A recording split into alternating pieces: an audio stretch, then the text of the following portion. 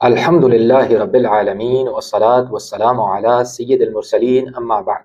رمضان المبارک کا فلسفہ اس برسر پیکار غفلت زدہ زندگی میں انسان کو ایک جگہ روک کر موقع فراہم کرنا کہ وہ اپنے ظاہری اور باطنی امور پر نظر ثانی اور احتساب کرتے ہوئے تقوی کے راستے پر چلتے ہوئے دنیا و آخرت کی ہر کامیابی کو سمیٹ لے۔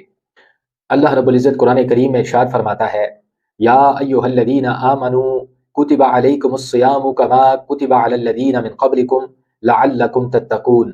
اے ایمان والو، تم پر روزے فرض کیے گئے ہیں جیسے تم سے پہلے لوگوں پر فرض کیے گئے تھے تاکہ تم متقی بن جاؤ۔ گویا رمضان المبارک کے روزوں کا بنیادی مقصد تقوی کا حصول ہے، لہٰذا یہ جاننا بہت ضروری ہے کہ تقوی ہے کیا۔ اختصار کے ساتھ تقوی کی تعریف یہ ہے کہ تقوی ان غلط راستوں سے بچنے اور صحیح راستوں پر چلنے کا نام ہے جو صرف اور صرف اللہ رب العزت کے خوف اور اس کی رضا کو مد نظر رکھتے ہوئے اختیار کیے جائیں۔ تو یوں معلوم ہوا کہ تقوی ہر خیر کی بنیاد ہے، اس لیے اللہ رب العزت ایمان والوں کو متقی دیکھنا چاہتا ہے۔ رمضان المبارک کا مہینہ بنیادی طور پر ایک سالانہ ٹریننگ پروگرام کی طرح ہے جو انسان کو اگلے 11 ماہ میں بہتر پرفارمنس کے لیے تیار کرتا ہے۔ اسی طرح رمضان المبارک کا دوسرا بنیادی مقصد قرآن کریم پڑھنا، قیام اللیل کرنا، ذکر و اذکار کرنا اور استغفار کے ذریعے سے اللہ رب العزت کے ساتھ اپنے تعلق کو مضبوط کرنا ہے۔ آپ صلی اللہ علیہ وآلہ وسلم کے بارے میں منقول ہے کہ رمضان المبارک کے شروع ہوتے ہی آپ صلی اللہ علیہ وآلہ وسلم پورے اہتمام کے ساتھ خود کو عبادت کے لیے تیار کر لیتے تھے۔ اسی طرح رمضان المبارک کے روزوں کا تیسرا بنیادی مقصد خود احتسابی اور اصلاح احوال کرنا ہے۔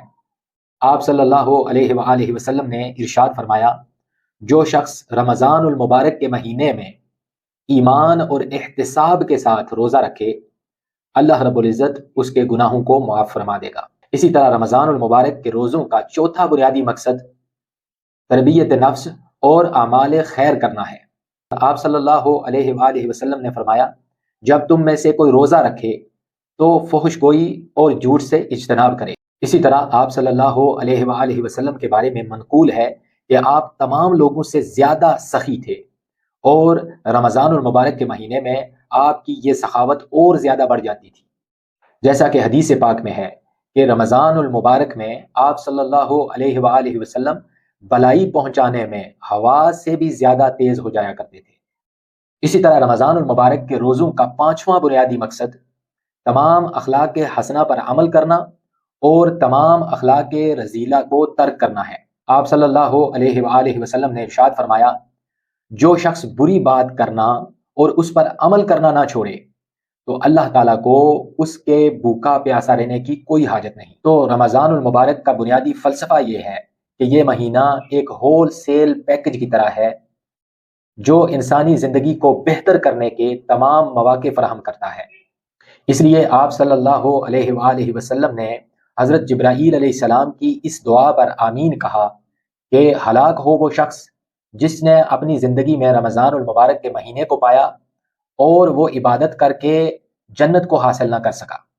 سو اللہ رب العزت سے دعا ہے کہ وہ ہمیں اپنے ظاہری و باطنی اعمال اور احوال کو، عبادات کو، اخلاق کو بہتر بنا کر تقوی کے راستے پر چلتے ہوئے دنیا اور آخرت میں ہر طرح کی کامیابیوں سے ہمکنار فرمائے۔